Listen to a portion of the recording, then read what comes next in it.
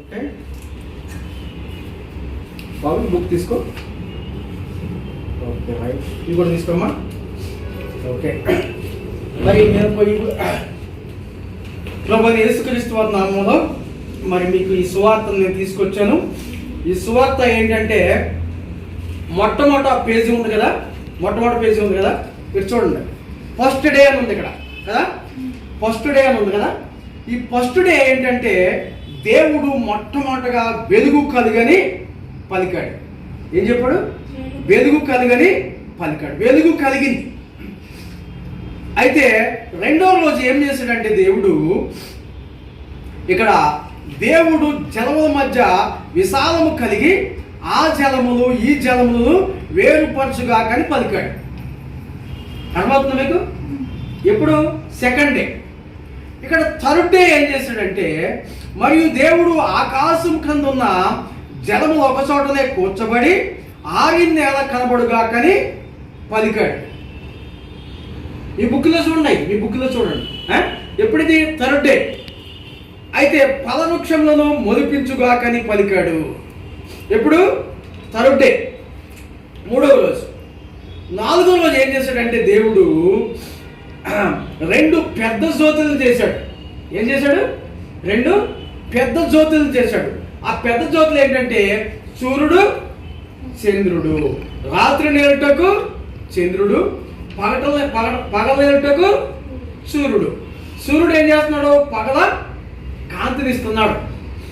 రాత్రి కాలంలో చంద్రుడు ప్రకాశిస్తున్నాడు. ఇవన్నీ ఎవరు చేశారు? దేవుడు. ఇందాక నువ్వు తండ్రి అని చెప్పినావు కదా, ఆ తండ్రి అయిన దేవుడు చేశాడు. ఇక్కడ ఐదవ రోజు దేవుడు ఏం చేశాడంటే దేవుడు జీవం కలిగి చలించి వాటిని జలములు సమృద్ధిగా పుట్టించును గాకనియు పక్షులు భూమి పైన ఆకాశంలో ఎగురుగాకని పలికాడు. దేవుడు పలికిందల్లా కూడా ఏమవుతుంది? కలుగుతూ ఉంది. ఏమవుతుందమ్మా? కలుగుతూ ఉంది. అయితే మరి ఇవన్నీ చేసిన తర్వాత దేవుడు ఏమనుకున్నాడంటే ఇవన్నిటినీ వేలుబడి చేయటకు నా రూపంలో మనుషుని చేయదు అనుకున్నాడు. ఎవరన్నా? నా రూపంలో మనుషుని చేయదు అనుకుని దేవుడు 6వ రోజు దేవుని పోలికలో మానవుణ్ణి చేశాడు. దేవుడు స్వరూపమందు ఆయన మన పోలిక చొప్పున నన్ను చేయదు అనుకున్నాడు. ఎక్కడి నుంచి చేశాడు దేవుడు? ఆ మట్టిలో నుంచి మానవుణ్ణి చేసి మానవుడి యొక్క నాసికారంధ్రం అంటే ముక్కులో జీవాయువుని ఊదాడు. ఏముదాడమ్మా? జీవాయువుని ఊదగా నరుడు అయ్యాడు. అర్థమవుతుందా? అయితే ఈ నరుడికి ఈ భూమిని అంతటిని చెట్టుని అంతటిని ఏలమని ఇచ్చాడు. తిప్పండి, రెండో పేజీ తిప్పండి. ఇక్కడ ఏం చేశాడు దేవుడు? భూమిని అంతటిని చూడండి. దేవుడు ఆదామవలతో తన లోకమును సృష్టిని అంతటిని ఖాయమని చెప్పి ఒక తోట వేసి ఏదైనా తోటలో ఆ తోటలో పెట్టాడు. అర్థమైందా? అయితే దేవుడు సమస్త జంతువులను కూడా దేవుడు చేయడని చెప్పాం కదా. ఎక్కడ చేశాడు దేవుడు సమస్త జంతువులని? ఎక్కడ చేశాడు కదా. ఆ జంతువుల్లో ఒక జంతువు ఏంటంటే సర్పం కదా. ఆ సర్ప రూపంలో సాతాను వచ్చి ఈ అవ్వ ఆదాముని మోసం చేసింది. ఎక్కడున్నారు వాళ్ళు? ఏదైనా తోటలో హ్యాపీగా ఉన్నారు కదా. ఏదైనా తోటలో హ్యాపీగా ఉన్న వాళ్ళని ఈ సర్పం వచ్చి ఇక్కడ వీళ్ళకి దేవుడు తినొద్దని చెప్పిన పండుని తినిపించి వాళ్ళను మోసం చేసింది. వీళ్ళేమో దేవుడు మోసం చేశారు. ఏం చెప్పాడు? ఈ తోటలో ఉన్న చెట్టు పొలములన్నీ కూడా తినండి, ఒక చెట్టు పొలమునే తినవద్దు, అది తింటే మీరు నిశ్చయంగా చచ్చిపోతారని చెప్పాడు. ఏం చెప్పాడమ్మా? నిశ్చయంగా చచ్చిపోతారు. అయితే దేవుడు మాటను పక్కన పెట్టి ఈ సర్పం చెప్పిన మాట విని దేవుడికి ద్రోహం చేశారు. దేవుడు వచ్చేటప్పటికి దేవుని వల్ల వాళ్ళు చేసిన పాపాన్ని బట్టి వాళ్ళు ఏం చేశారంట? భయపడి దాక్కుంటున్నారు. ఏం చేస్తున్నాడు చూసారా? దేవుడు భయపడకు వచ్చేమని దాక్కుని వాళ్ళు అంజూరు పాకులు కట్టడాలుగా కట్టుకుని దేవుని దాటికి తట్టుకోలేక వారు ఏం చేస్తారంట? చెదిరిపోయినట్టు కనబడుతున్నారు. ఎక్కడ అవునా కదా? దీన్ని ఆ పేజీ తిప్పండి. ఇప్పుడు ఆదాము అవ్వలు పాపము చేయటం వల్ల దేవుని చూసి భయపడ్డారంట ఇక్కడ. అయితే దేవుడు ఏం చేశాడంటే వాళ్ళని క్షమించాడు. క్షమించి అక్కడే ఒక జంతువుని బలిచ్చి వాళ్ళ పాపాన్ని కొరకు రక్తం చెందించి ఏం చేశాడంట, వాళ్ళకి చర్మపు సొక్కాయలను తయారు చేసి వాటిని తొడిగించాడంట. 3వ అధ్యాయం ఆదికాండము ఆఖరి వస్తుందో ఈ మాట ఉంటుంది. అర్థమవుతుందమ్మా? 3వ అధ్యాయము 21వ వచనంలో ఉంటారు. అయితే వాళ్ళకి సొక్కాయలు తొడిగించి వాళ్ళని క్షమించాడు. అక్కడ వాళ్ళు ఏం చేయాలన్నా చచ్చిపోవాల్సిన కోసం ఆయన క్షమించి ఆ తోటలోంచి వెలివేసి మీరు కష్టపడి ఏంటంటే భూమి చేర్చం చేసి బతకండి అని అక్కడ ఉద్దేశం. అయితే వాళ్ళు చేసిన పాపం పోవాలంటే ఏం చేయాలి? మానవుడు చేసిన పాపానికి మానవుడే రక్తం సిందించాలి. అయితే దేవుడు ఏం చేశాడంటే మానవుడిగా ఈ లోకానికి ఇక్కడ వచ్చాడు. ఎక్కడ వచ్చాడమ్మా? ఇక్కడ వచ్చాడు. అక్కడ ఆయనే ప్రభు అయిన యేసుక్రీస్తు వారు. అమ్మ అర్థమవుతుంది మీకు? ఆయనే ప్రభు అయిన యేసుక్రీస్తు వారు. ఆయన ఇక్కడ పశుపాలుడుగా పరిశుద్ధాత్మ ద్వారా మరియమ్మ గర్భంలో ఉద్భవించాడు. దేవుడు లోకమును ఎంతో ప్రేమించాడంటే యోహాను సువార్త 3వ అధ్యాయం 16వ వచనంలో ఉంటుంది ఆ మాట. ఎంత ప్రేమించాడంటే తన ప్రాణమును పెట్టినంతగా ప్రేమించి సిలువలో తన ప్రాణం పెట్టాడు. ఈ లోకంలోకి వచ్చి 33.5 సంవత్సరాలు జీవించాడు. ఎంతకాలం జీవించాడమ్మా? 33.5 సంవత్సరాలు జీవించి చూడు పాపులను క్షమించాడు. ఎక్కడ చూడండి, పేజీ నెంబర్ 4లో కదా, పైన చూడండి. ఈమె పాపం చేసినామే, ఈమె పాపాలు క్షమించాడు, రోగిని స్వస్థపరిచాడు కదా. యేసు మానవులను ప్రేమించి మానవులను స్వస్థపరిచాడు, మరియు మనలో ఉన్న భయమును తీసివేశాడు. అర్థమవుతుందా? ఏం చేశాడు? మనలో ఉన్న భయాన్ని తీసివేశాడు. మరి ఏకైక సత్యదేవుని గురించి యేసు మనకు బోధించాడు. నేను లోకమునకు వెలుగై ఉన్నానని యోహాను సువార్త 8వ అధ్యాయము 12వ వచనంలో చెప్పాడు. మొట్టమొదటగా దేవుడు పలికిన మాట ఏంటి? వెలుగు కలుగును గాక పలికాడు. ఆ వెలుగు ఇప్పుడు ఎక్కడికి వచ్చేసింది? లోకంలోనికి యేసు ప్రభుగా లోకంలోనికి వచ్చాడు. ఎలా వచ్చాడమ్మా? లోకంలోనికే ఆయన వచ్చాడు. ఆ వెలుగే యేసు ప్రభు.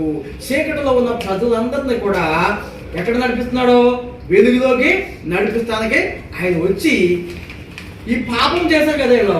ఈ పాపం పోవాలంటే ఏం చేయాలి? మానవుడు చేసిన పాపానికి మానవుడే రక్తం చిందించాలి. మరి పరిశుద్ధంగా ఉన్న వాళ్ళు ఎవరు ఉన్నారు? ఎవరు లేరు.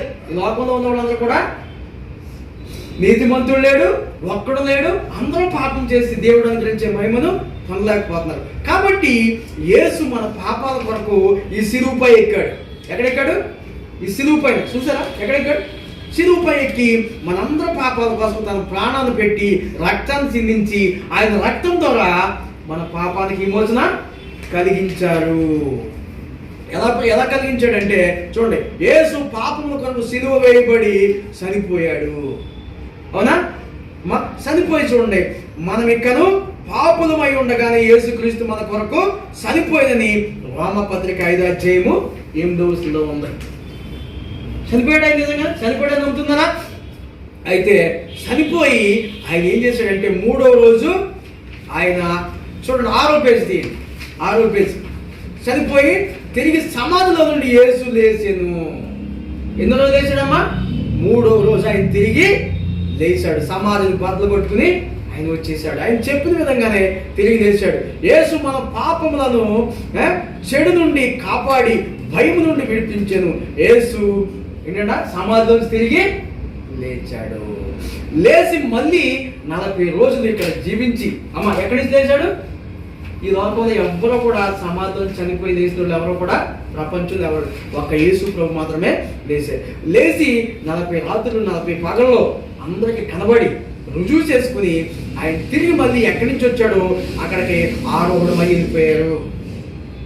అర్థమైందా?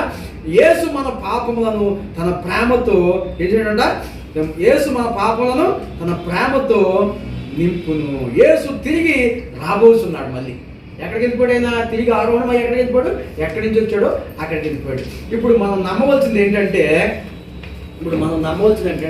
ఇప్పుడు బైబిల్ తీసుకోండి. మీ బైబిల్ ఏది? బైబిల్ ఎక్కడ ఉంది? బైబిల్లో మనం నమ్మవలసింది ఏంటంటే చూడండి, రోమపత్రిక 10వ అధ్యాయము 9వ వచనం చదువుదాం. రోమపత్రిక 10వ అధ్యాయం 9వ వచనం చదువుదాం. చూడండి ఏముంది అక్కడ.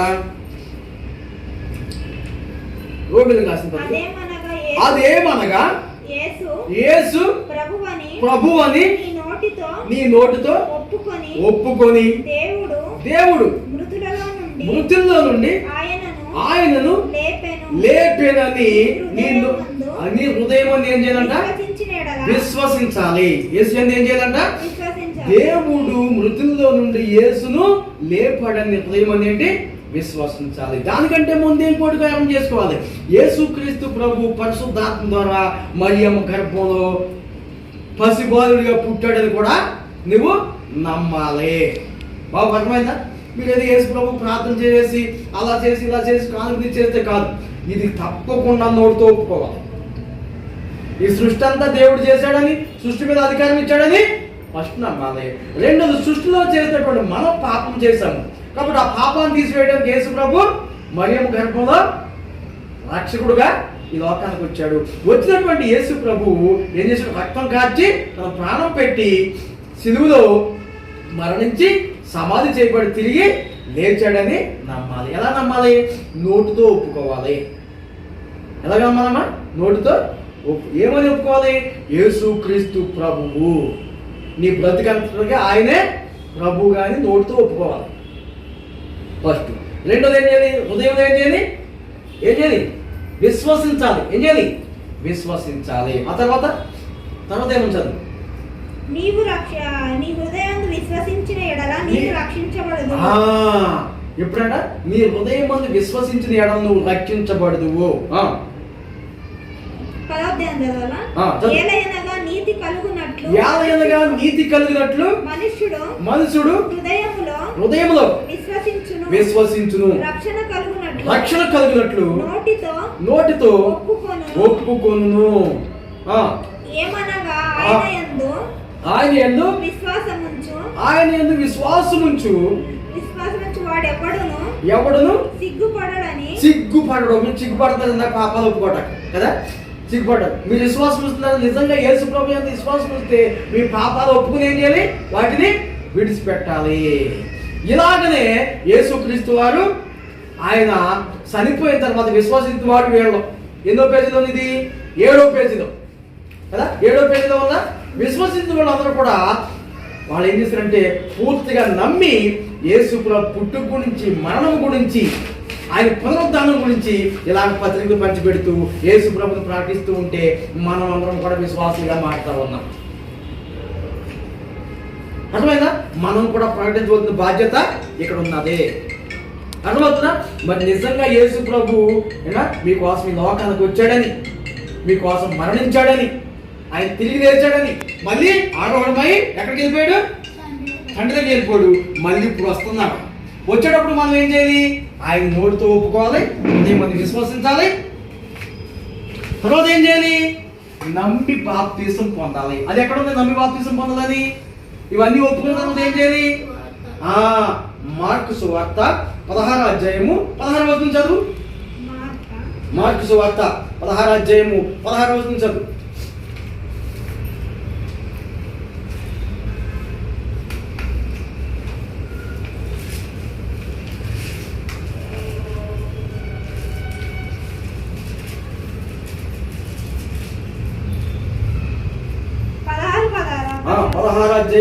నమ్మి బాప్తీసం పొందినవాడు రక్షింపబడును, నమ్మని వానికి శిక్ష విధించబడును. చాలమ్మా, మీరు నిజంగా యేసు ప్రభు రక్షకుడు నమ్మితే కనుక మీరు బాప్తీసం పొందితే మీరు రక్షించబడతారు. పరలోక రాజ్యం మీ సొంతం అవుతుంది. తర్వాత మీ పాపాలు క్షమించబడతాయి. ఈ లోకంలో ఉన్న కష్టాలు కాదు, మనం చనిపోయిన తర్వాత కూడా జీవితం ఉంది.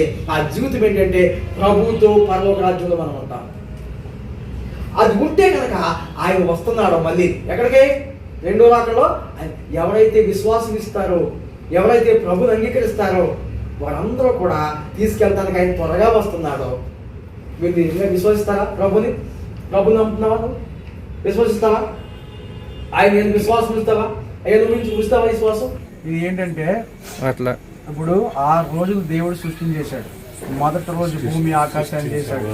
రెండవ రోజు ఏం చేశాడు? నీళ్లు, సముద్రము, ఆకాశము, ఆకాశంలో నక్షత్రాలు చేశాడు కదా. నిన్ను ఎప్పుడు చేశాడు తెలుసా? 6వ రోజు చేశాడు. 6వ రోజు చేసి నేను ఊపిరి ఊపిన తర్వాత అప్పుడు దేవుడు ఏమయ్యాడంటే అలసిపోయాడు. అందుకనే 6 రోజులు అయిపోయాక 7వ రోజు సెలవు. 7వ రోజు మనం ఏం చేయాలి? పని చేయకుండా దేవుణ్ణి ఆరాధించాలి. అప్పుడే ఆయన ఆశీర్వాదం వస్తుంది. ఓకేనా? అలా చెయ్యి. అప్పుడు నువ్వు నీ బిడ్డలు దీవించబడతారు. ఓకేనా? చదువుకున్నావు నువ్వు? ఈ చదివి ఈ పిల్లడు చెప్పు.